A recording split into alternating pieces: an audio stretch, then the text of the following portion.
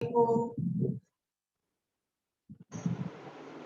आज योग उत्सव के 19वें दिन आप सभी का हार्दिक अभिनंदन, हार्दिक स्वागत करते हुए बहुत ही जल्दी ये समय गुजर गया और हम अपने उस फेस्टिवल की तरफ आ गए जिसका हम इतने लंबे समय से इंतजार कर रहे थे। तो आइए अपने इस फेस्टिवल को अच्छे से, उत्साह से और जोश से मनाते हैं। कल ब्रज धाम फेज 1 में हमारे पास हमारे साथ और फिजिकल, अभी तो ये वर्चुअली चल रहा था, ऑनलाइन क्लासेस चल रही हैं, लेकिन अब हम एक दिन इंटरनेशनल योगा डे पर हम फिजिकली भी इसको सेलिब्रेट करेंगे। अगर आप आ सकते हैं तो मोस्ट वेलकम, नहीं तो ऑनलाइन तो हम इसको सेलिब्रेट करेंगे। आशा है कि आप इसका लाभ उठाकर अपने आप को आनंदित महसूस कर रहे होंगे। इससे पहले कि हम अपनी शुरू करें क्लास को, एक सूचना मुझे और भी देनी है कि 23 जून से एक और 10 दिन का जो पैकेज लगने जा रहा है, वो सेशन है हाई बीपी का और क्या नाम है, डायबिटीज। इन दो के बारे में, उसी से संबंधित एक्सरसाइज, उसी से संबंधित डाइट और उसी से संबंधित प्राणायाम वगैरह उसमें रहेंगे। तो जो लोग भी डायबिटीज से, हाई बीपी से या फिर उनको हार्ट की कोई तकलीफ है वो इसको ज्वाइन कर सकते हैं। अभी तक तो ये बिल्कुल फ्री था, कोई इसमें रजिस्ट्रेशन चार्जेस भी नहीं थे। उसमें रजिस्ट्रेशन चार्जेस हैं ताकि लोग अंत तक हमसे जुड़े रहे। अभी क्या होता है कि लोगों को कंफर्टेबिलिटी मिलती है, वो सोचते हैं कि हम बाद में अपना यूट्यूब से देख लेंगे, ये वाला अगला वाला सेशन यूट्यूब पे अपलोड नहीं होगा। तो आपको अगर लगे कि वैलिड है, आपके लिए उपयोगी है, तो आप जरूर इसे ज्वाइन करिए। तो आगे 10 दिन तक भी हमारा और आपका साथ, केवल 10 दिन तक का ही नहीं, आगे अब ये अनवरत चलने वाला है। और योग की धारा में मैं ही नहीं, हमारे साथ जुड़ने वाले जितने भी लोग हैं वो सभी इस योग की धारा से राधा में कन्वर्ट होने वाले। तो हमारा लक्ष्य तो पहले खुद को राधा बनाना है, खुद को अपनी पहचान बनाना है, और उसके बाद हमारा लक्ष्य ही ये है, खुद को जानना और परमात्मा को पाना। बस ये हमारा अंतिम लक्ष्य है। इसी पर हमने फोकस करना है कि पहले खुद को जानना है, पहले हमारी क्रियाकलाप, हमारी गतिविधियां, हमारा दिनचर्या, हमारा रहन सहन, ये सब अच्छा अगर हो जाता है तो अपने आप अंदर से सात्विकता आती जाती है और हम परमात्मा से जुड़ते जाते हैं। तो आइए शुरू करते हैं। मेरे साथ ब्रह्मनाथ पूरी नाक से सांस भरें।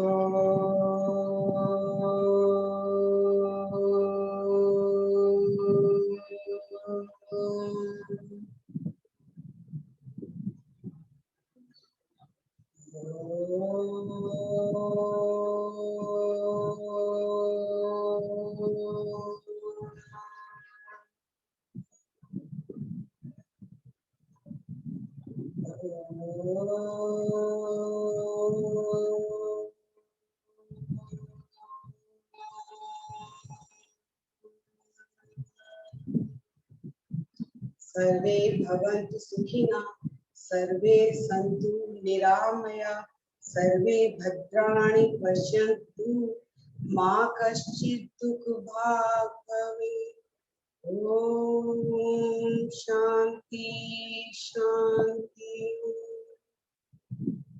लंबी गहरी सांस भरें और छोड़ें। एक और लंबी सांस और धीरे धीरे ये अंदर से सांस को खाली करते जाएं, बिल्कुल खाली। पूरी सांस भरें और छोड़ें। सांस लंबी होनी चाहिए, सांस गहरी होनी चाहिए। लंबी का पता हमें तब पता चलता है अगर सांस यहीं तक, केवल यहीं तक है तो वो सांस शैलो है, वो सांस छोटी।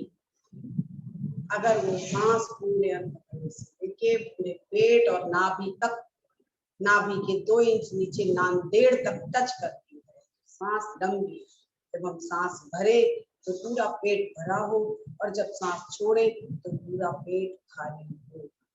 ये अभ्यास केवल 1-2 मिनट का ही नहीं है, पूरे समय का है जब तक हम सांस ले रहे हैं। हमें इसका ध्यान रखना है कि हमें सांस को लंबा और गहरा।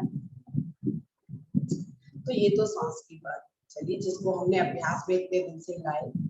अब बात आती है कि कुछ 2 चीजें अधूरी थी, क्योंकि अब हमारा समय भी ज्यादा नहीं रहा, तो उसको पूरा करते हैं।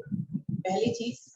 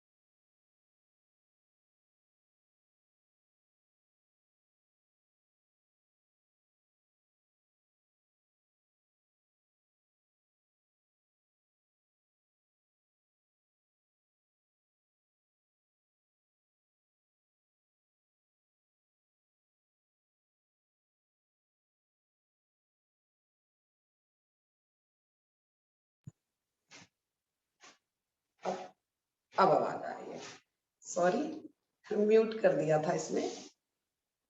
चलिए शुरू करते हैं। पहली बात जहां हमने छोड़ी थी कि हमें 3 से 5 का समय हमारा उठने का था, यानी कि मेडिटेशन का था। 5 बजे से लेके 7 बजे तक का हमारा डिटॉक्स होने का था, प्राणायाम करने का था, क्योंकि हम प्राणायाम से भी डिटॉक्स होते हैं। तीसरा, 5 से 7 के बाद 7 से 9 बजे का जो टाइम था वो हमारा अमाशय का टाइम था। अमाशय मतलब पेट में जो हमने हल्का आहार डालना है, पहले से ही गरिष्ठ भोजन नहीं डालना। वो था 7 से 9 बजे का टाइम, और 9 से 11 बजे का टाइम था अग्नाशय और प्लीहा का। वो हमारा था भोजन करने का समय। 11 बजे अब हम जब भोजन कर चुके हैं तो 11 बजे से 1 बजे तक का समय हृदय का होता है, हार्ट का होता है। वही समय भोजन करने की हमें आवश्यकता नहीं रहती। अपने समय को ज्यादा से ज्यादा हम आधा घंटा इधर से उधर शिफ्ट कर सकते हैं। जैसे हमने 11 बजे नहीं, 11:30 बजे तक लास्ट अपना लंच ले लिया। 11 बजे से 1 बजे तक का जो समय था वो हार्ट का था, और 1 बजे से लेके और 3 बजे तक का समय था छोटी आंत का समय। अब वो ऐसा समय था जब आपको 2 घंटे खाना खाए हुए हो चुके थे, और अब हमें पानी पीना था। पानी पीने की जो स्थिति थी वो हमारे 1 बजे से लेके और 3 बजे तक हुई। 11 बजे से 1 बजे तक हमारा टाइम था हार्ट का, 1 बजे से लेके 3 बजे तक हमारा था टाइम छोटी आंत का, जिसमें हमने पानी पिया, और 3 बजे से लेके 5 बजे तक का जो समय था वो हमारा था ब्लैडर का, मूत्राशय का। जब हम पानी पी चुके, 1 बजे से जब हमने पानी पिया, तो वो यूरिन का जो टाइम हुआ, अपने आप को डिटॉक्स, क्योंकि बॉडी स्किन से अपने आप को डिटॉक्स करती है, लंग से डिटॉक्स करती है, और फिर ब्लड यानी कि यूरिन के माध्यम से डिटॉक्स करती है। इंटेस्टाइन मीन्स मल, मल मूत्र पसीना और श्वास, ये 4 चीजें हैं जिनसे हमारा शरीर डिटॉक्स होता है।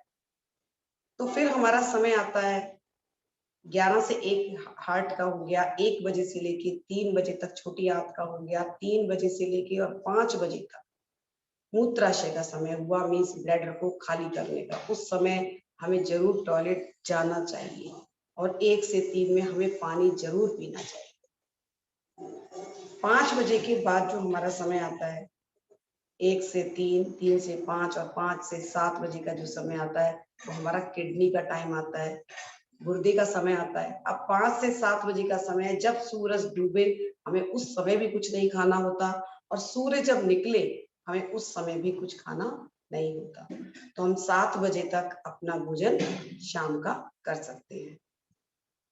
7 से 9 बजे का जो समय होता है वो हमारा होता है ब्रेन का।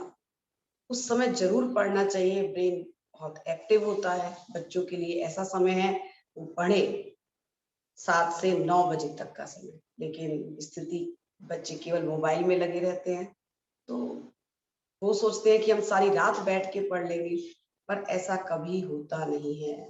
रात की एनर्जी उनको वो वाइब्रेशन नहीं देती जो हमें ब्रह्म मुहूर्त की देती है, या हमें ये 7 से 9 बजे की देती है।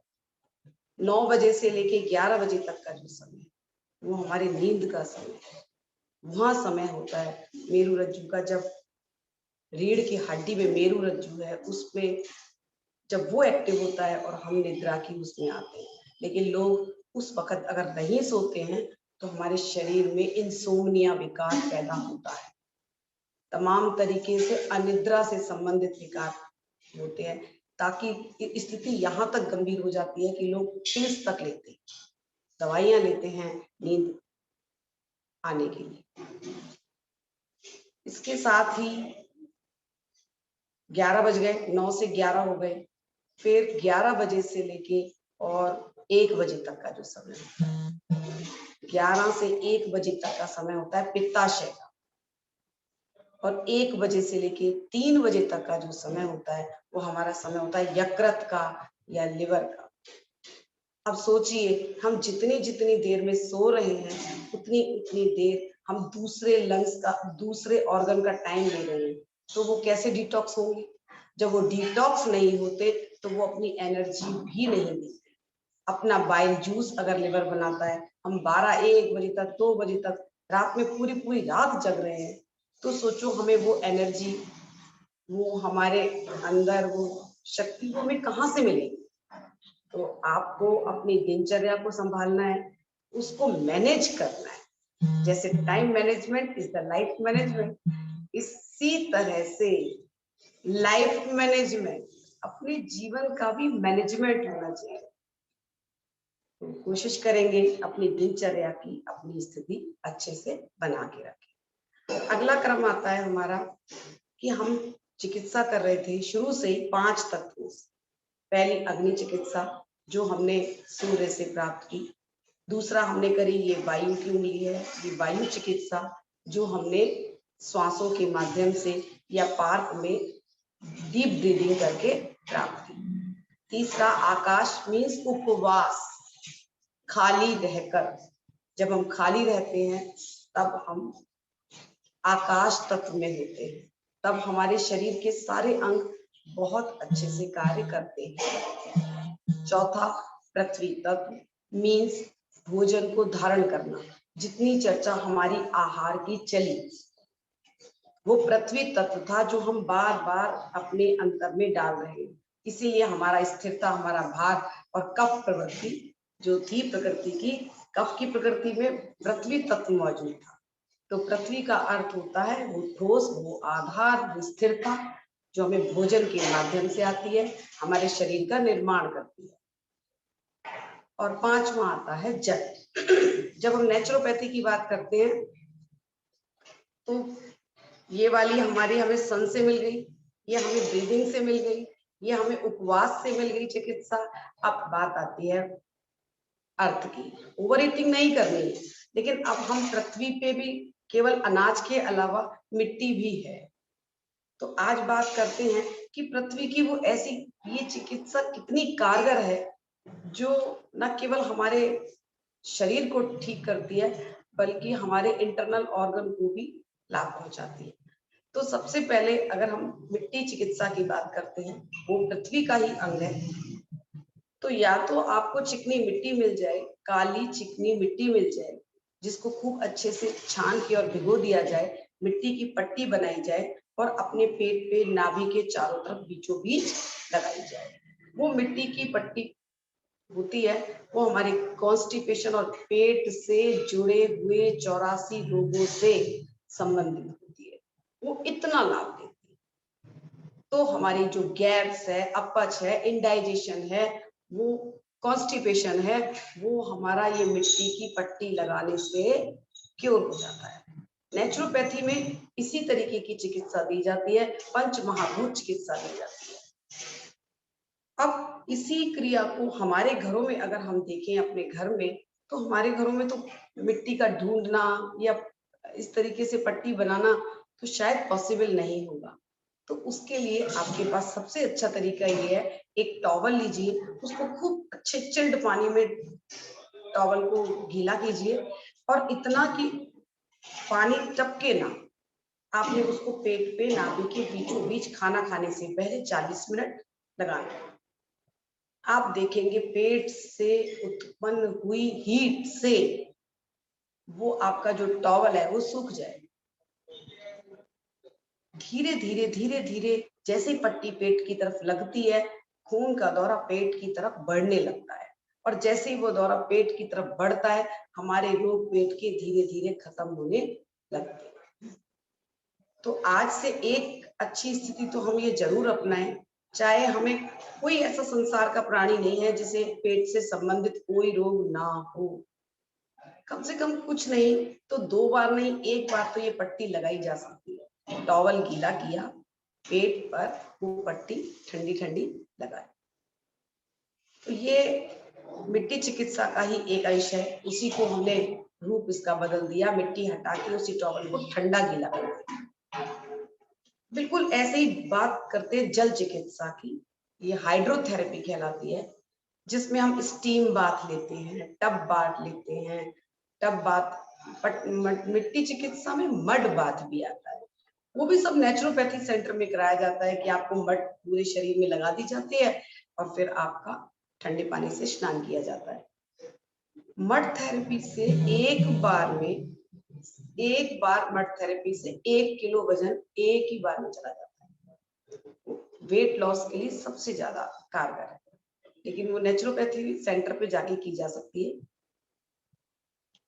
आगे आते हैं हाइड्रोथेरेपी पे। ये जल चिकित्सा कहलाती है। जल चिकित्सा में हम टब बाथ लेते हैं, कटी स्नान बाथ लेते हैं, हॉट टब बाथ लेते हैं और हॉट फुट बाथ लेते हैं और इस तरीके से हम जल चिकित्सा करते हैं। स्टीम बाथ है, सोना बाथ है, ये सारी चिकित्साएं हमारी जल चिकित्सा में आती हैं।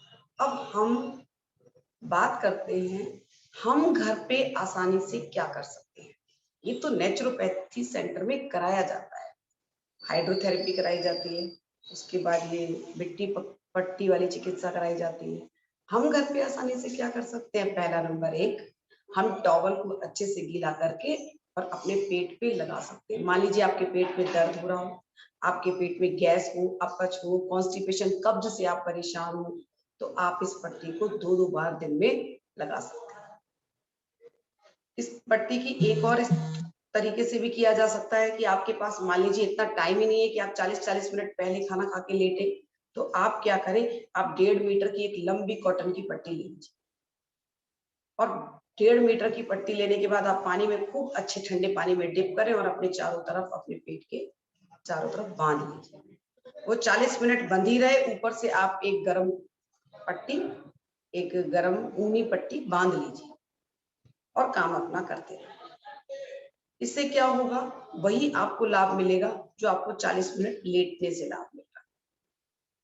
तो आपका, अगर आपके पास समय नहीं है तो आप इस तरीके से अपना कार्य भी कर सकते हैं और इसका लाभ भी प्राप्त कर सकते हैं। अब क्योंकि आज एक बात थायराइड की आई थी तो मैं उसके बारे में जरूर बात करूंगी।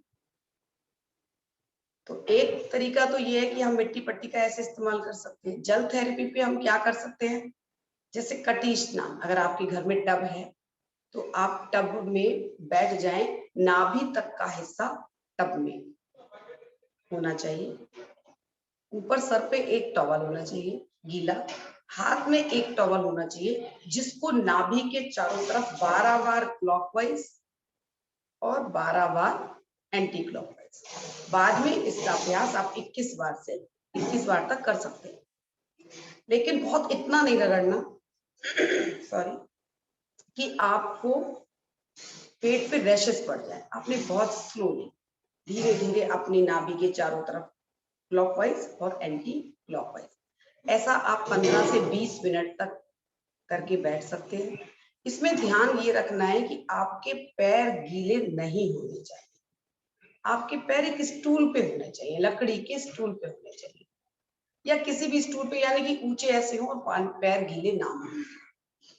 जब 15 या 20 मिनट आप पैर कटी स्नान कर लिया आपने, यानी कि इससे हमारे फीमेल से संबंधित जितनी भी प्रॉब्लम है, महिलाओं की जितनी भी प्रॉब्लम होती है, इनसे बहुत जल्दी क्योर होती है।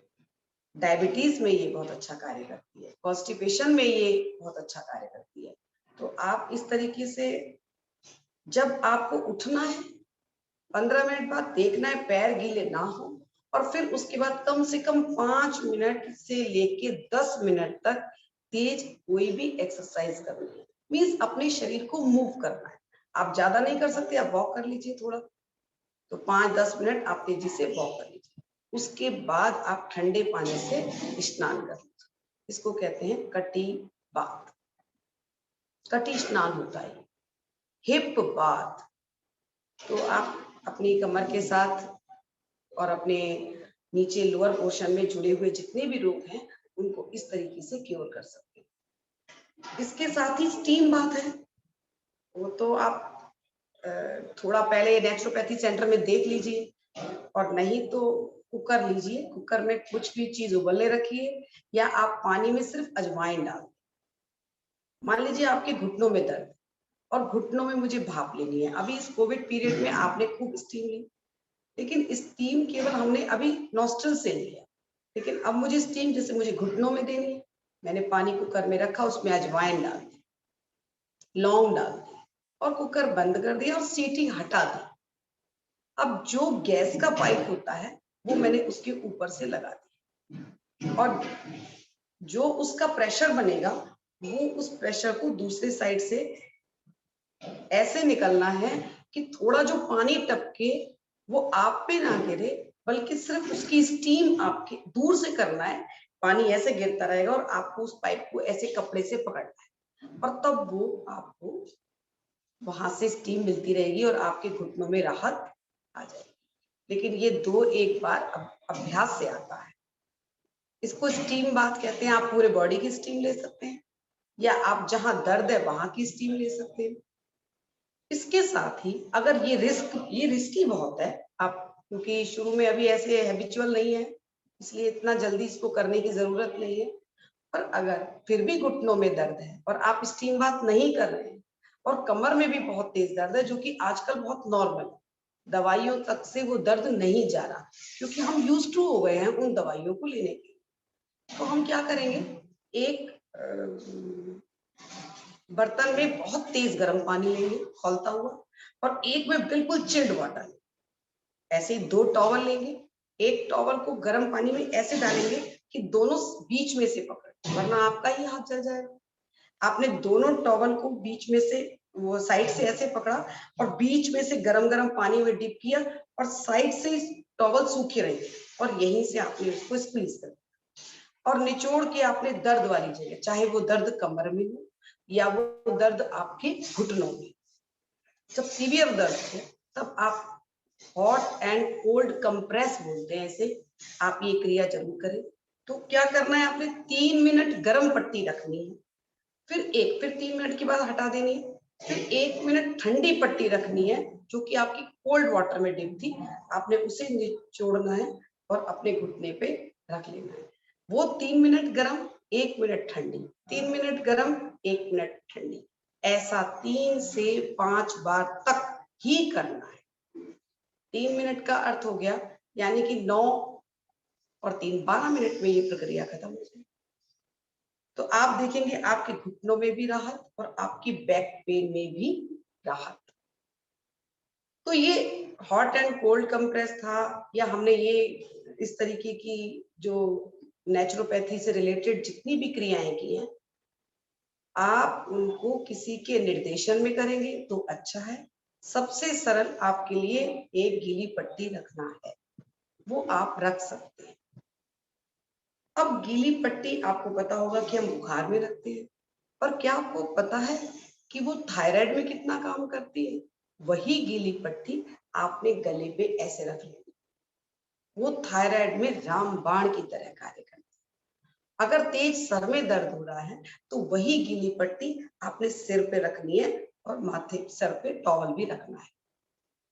तो कितना कार्य करता है।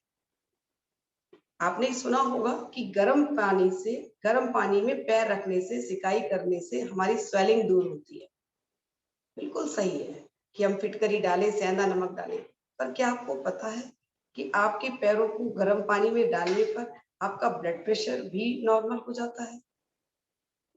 जब हमारा हाई बीपी होता है, क्योंकि जैसे ही पैर गर्म पानी में जाते हैं, ब्लड का जो सारा ब्रेन का जो ब्लड है वो पैरों में उतरने लगता है, तो ब्रेन रिलैक्स हो जाता है, बीपी नॉर्मल हो जाता है। तो है ये छोटी छोटी सी चीजें जिससे आप अपने घर में ट्राई कर सकते हैं। जो गले की बात थायराइड से आ रही थी, आप वो पट्टी दो बार दिन में लगाएं और कम से कम 10-10 मिनट के लिए लगाएं। तो ये थायराइड में रामबाण की तरह कार्य करती है। थायराइड की जब बात चली है तो थायराइड 2 प्रकार का होता है, एक हाइपोथायरॉयडिज्म और एक हाइपरथायरॉयडिज्म। हाइपो में क्या होता है, हमारा मेटाबॉलिज्म बहुत स्लो हो जाता है।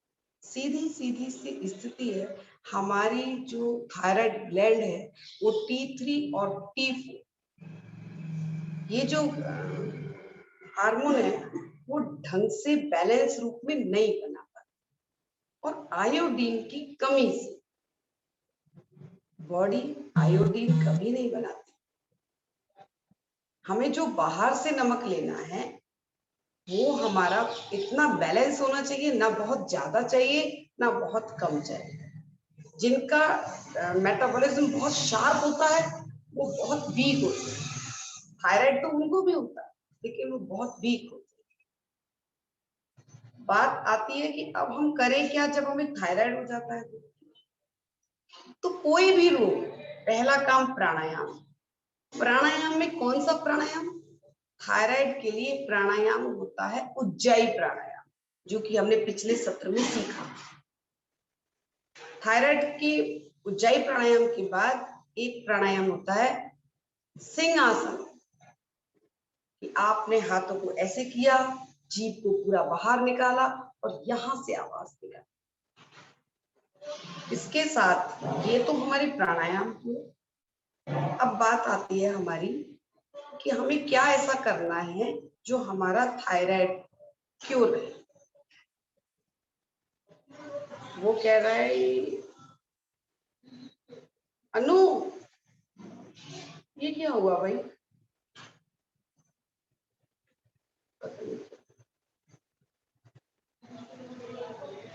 हैं? चलिए, तो अब हमारी अगली बात है कि हम ऐसा क्या करें। तो पहली चीज ये है कि थायराइड के लिए आपको एक्सरसाइज ऐसी करनी है जैसे जैसे उष्ट्रासन। जब हम करते हैं तो हमारा सारा प्रेशर हमारे गले पर पड़ता है। गर्दन की एक्सरसाइज हम पूरा गर्दन ऐसे करके जो करते हैं इस तरीके से किया जा सकता है, लेकिन उष्ट्रासन सबसे अच्छा आसन होता है। भुजंग आसन किया जा सकता है। और भी एक्सरसाइज जो हमारे शरीर को गति प्रदान करती हैं वो एक्सरसाइज हमें जरूर करनी चाहिए, क्योंकि जब वेट बहुत बढ़ गया है तो उसको कम करने के लिए आपका एक्टिव रहना बहुत जरूरी है। अब क्या क्या हमें ऐसी रेमेडीज लेनी है जो हमारे इसको क्योर करने में हेल्पफुल। तो पहली चीज ये कि आप धनिए के बीज, जो सूखा धनिया होता है, उसको पानी में भिगो दीजिए रात को। सवेरे उठ के उसको इतना उबालना है कि वो आधा रह जाए, उसको पानी भी पी लेना है और उसके दानों को या बीज को चबा लेना। दूसरी, ये सुबह निर्णय पेट करना है। तो आप ऐसा कर सकते हैं कि 10 दिन आपने ये ले लिया और सुबह की चाय तो छोड़नी है, उसकी जगह हम दूसरी चाय बनाते हैं। या तो आप जिंजर टी ले सकते हैं थायराइड में, या आप बे लीफ यानी कि जो तेज पत्ते होते हैं उनकी चाय पी सकते हैं। इसकी चाय पीने से आपके थायराइड में आपको बहुत हेल्प मिलती है क्योर करने में। आप क्या कर सकते हैं, मेथी, अजवाइन और धनिया पाउडर, इनके पाउडर बना लें। मेथी, अजवाइन और धनिया, ये बराबर बराबर मात्रा में ले लीजिए। इनका पाउडर बनाएं, सुबह और शाम पानी से आप इसकी पक्की मार लीजिए। गोभी जिसका बहुत वेट बढ़ा हुआ है, वो गोभी या ऐसी मैदे वाली चीजें जो भी हमें वायु बनाती हैं, गैस बनाती हैं, चाहे राजमा हो या फिर आपका उड़द की दाल हो, आप इसका इस्तेमाल ना करें। जितना हो सके भोजन हल्का ही खाना है, ताकि हमारा ये क्योर हो। क्योंकि सबसे बड़ा एक सूत्र आप ध्यान कर लीजिए, आपका जितना मेटाबॉलिज्म स्लो होगा, आपका डाइजेशन उतना कम काम करेगा। जितना अच्छा होगा, डाइजेशन अच्छा होना चाहिए। तो हमें चीजें वो खानी है जो जल्दी डाइजेस्ट, जो रेचक, जैसे लौकी है, तोरई है, टिंडे हैं, ये सारी चीजें खानी चाहिए हल्की, जो कि हो। फिर आता है ये एक्यूप्रेशर का एक पॉइंट, थायराइड हो तो आप इस पूरे पोर्शन को अच्छे से दबा लीजिए। जब भी आप बैठे आप इसको दबाएं। तो ये छोटी मोटी सी जानकारी थी जो आप अपने दिनचर्या में इसको शामिल कर सकते हैं। अब जो बहुत पतले लोग हैं, तो बहुत मोटे लोग थे, इनको हमेशा ख्याल करना है कि हमें ऐसी चीजें नहीं खानी जिनसे बात बने, मैदे से रिलेटेड चीजें नहीं खानी, या जो भी जंक फूड है वो नहीं खाना। बात आती है उनकी जो पतले हैं, वो क्या करें? एक्सरसाइज तो उनको भी यही करनी है, उनको भी 11 से 21 बार उज्जाई प्राणायाम करना है, क्योंकि किसी भी हार्मोन का ज्यादा बढ़ना या ज्यादा कम होना दोनों ही गलत है। और जब हम योग की धारा में बहते हैं तो योग खुद ब खुद बैलेंस करने लगता है। तब ना कोई हार्मोन अधिक मात्रा में सीक्रेट होता है, ना कोई कम मात्रा में होता है। ये इतना बड़ा फायदा है जो सिर्फ अनुभव किया जा सकता है कि अब हमारा मूड अच्छा है, अब हमारे अंदर फील गुड हार्मोन डोपामाइन काम कर रहा है, हमारे को अंदर सेरोटोनिन है वो सीक्रेट होता है, हमें स्ट्रेस कम होता है। दूसरी चीज ये होता ही स्ट्रेस की वजह से, ज्यादा स्ट्रेस, ज्यादा मेंटल टेंशन लेने से, या बहुत बहुत देर भूखे रहने से ज्यादातर महिलाओं को होता है। क्यों? वो पूरे दिन ये सोचती है पूजा करेंगे, 12-1 बजे तक खाएंगे, तो जितनी देर आपने पेट को खाली रखा वो उतना अच्छा नहीं है, उससे भी थायराइड होने की संभावना बनी रहती है। तो जितने भी जो लोग पतले हैं वो कोशिश करें वो ऐसे एक्सरसाइज करें जिनसे उनका स्ट्रेंथ बढ़े, उनका मेटाबॉलिज्म जो एक्स्ट्रा शार्प है वो हमारा बैलेंस में हो जाए। और योग बैलेंस करता है, उसके लिए आप रोज प्राणायाम करिए, आसन करिए, और फिर आप देखिए। हाँ, ये आज का जो था, आज मुझसे पूछा था डुंगरा जी ने, तो ये थोड़ी सी जानकारी थायराइड के बारे में थी। अगले जो सेशन है, अगले जो हम 10 दिन का और एक कार्यक्रम तैयार करने जा रहे हैं, उसमें हम बीपी और डायबिटीज के बारे में बात करेंगे। फिर धीरे धीरे एक एक डिसीज के बारे में डिटेल में लेके चलेंगे, ताकि आपको उसका अच्छा ज्ञान हो जाए और आप अपने डॉक्टर स्वयं बन जाए। तो आशा है आपको ये सत्र अच्छा लगा होगा।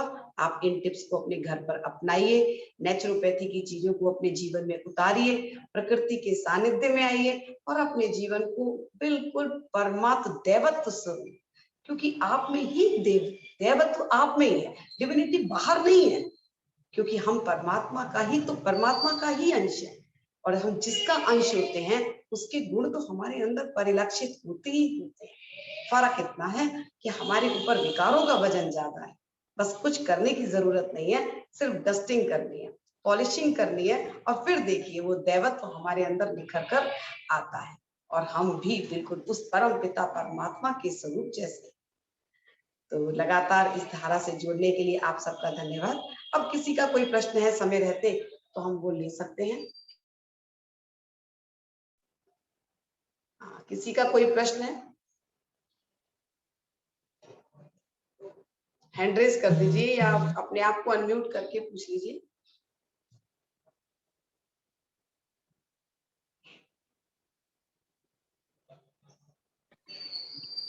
Good morning ma'am.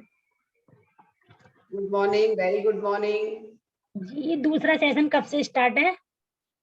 जी, ये 23 जून से। 23 जून। 23 जून 23 से। जून से स्टार्ट है 7:30 बजे से 8:10 तक। यही 40 मिनट का सेशन रहने वाला है, 2 जुलाई तक रहेगा। इसके लिए रजिस्ट्रेशन चार्जेस हैं ओनली 200 रुपीज। तो आप केवल रजिस्टर्ड करवाइए, मैं उसका लिंक और उसका फॉर्म वो मैं ग्रुप पे डाल दूंगी।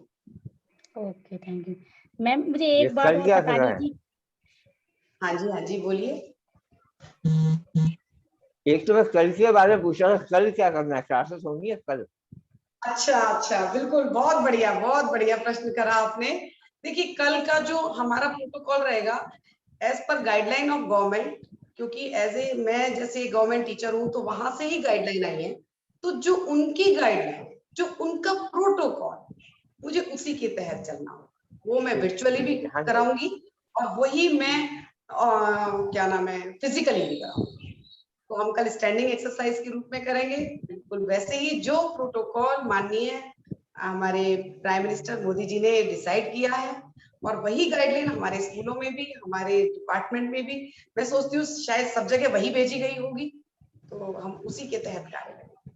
जैसे ऑनलाइन आप होंगी कि नहीं, ऑनलाइन आप रहेंगी कि नहीं कल? नहीं, बिल्कुल होंगे। ऑनलाइन है ये ना? हमारा वही 21 दिन 7 है, 21 दिन वही है तो वो 7 बजे 21 ही रखे, वही नहीं, 7 7:30 में बजे 7। हाँ हाँ, 7:30 ठीक है। 7:30 और इसी केवल जूम पे सुबह जो 6 बजे का टाइम है वो फिजिकली रहेगा। सुबह ठीक है। 6 बजे का जो टाइम है, सुबह 6 से 7 हम फिजिकली ब्रजधाम फेस 1 39 नंबर में, वही कॉलोनी में पार्क है, हम वहां रहेंगे। वहां 1 घंटा चलेगा। हो सकता है किसी की क्वेरीज हो तो 7:15 बज भी जाए, पर 7:30 तक हम अपनी फिर क्लास में शामिल होंगे और अपने वर्चुअल, अपने बिल्कुल ऑनलाइन सेशन के साथ, अपने पूर्ण उत्साह के साथ, बिल्कुल वही प्रोटोकॉल के साथ जुड़ेंगे। गाइडलाइन, यही तो सेलिब्रेशन है, उसी को सेलिब्रेट करेंगे। उसी के लिए तो इतनी क्लीनिंग करी, उसी के लिए इतनी सब तैयारियां करी हैं, तो हम उसको बहुत अच्छे से सेलिब्रेट करने का प्रयास करेंगे, एक उमंग के साथ, एक उत्साह के साथ। और जितनी भी स्टैंडिंग एक्सरसाइज होंगी वो करेंगे, पहले पार्क में करेंगे, फिर आप सबके साथ भी करेंगे। जो लोग शामिल हो सके, बहुत बहुत आभार उनका। ऑनलाइन चालू कर देंगे सुबह 6 बजे ऑनलाइन अच्छा। अमित कह रहे हैं कि हम वो ऑनलाइन भी चालू करेंगे। ठीक है, हम तो 2 बारी करेंगे। आप वो ऑनलाइन भी सेशन वहां जारी रहेगा 6 बजे से, सुबह 6 बजे से। तो लिंक उसके पे, लिंक में वो ये सेम लिंक पे, इसी लिंक पे। सेम लिंक, ठीक है। अमित ये कहना चाहते हैं सेम लिंक पर सुबह 6 बजे भी आप ऑनलाइन भी उसको देख सकते हैं। मतलब अमित का आप उसको चेहरा दिखाई देखिए देगा कि भी, नहीं? और आप देखिए भी और करिए भी। और हम 7:30 बजे तो अपने टाइम पर मिलेंगे, 7:30 पे तो हम मिलने वाले हैं। ये अमित बता दीजिए सबको।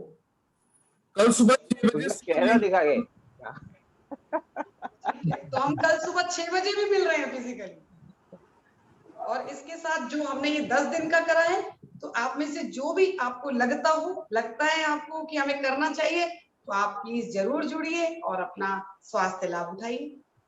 कोई और क्वेरीज? अगर वो टाइम खत्म हो जाएगा 40 का तो आप रीज्वाइन कर लीजिएगा। अच्छा, और कब? मीटिंग आईडी यही रहेगी? यही मीटिंग सेम आईडी पासवर्ड यही रहेगा ना? Same ID same password.